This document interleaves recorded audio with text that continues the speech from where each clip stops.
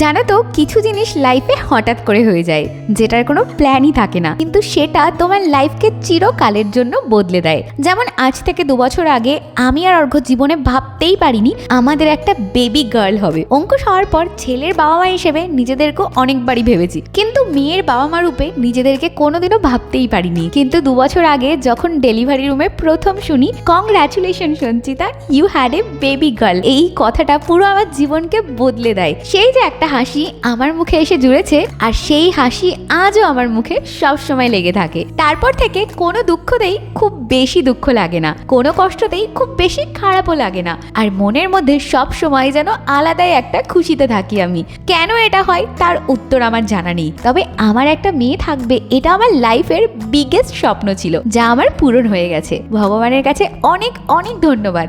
যাই হোক, এবার চট করে তোমরা কমেন্ট করে জানাও আমাকে, তোমরা কারা কারা আমার মতো এরকম একটা মেয়ে হওয়ার স্বপ্ন দেখো।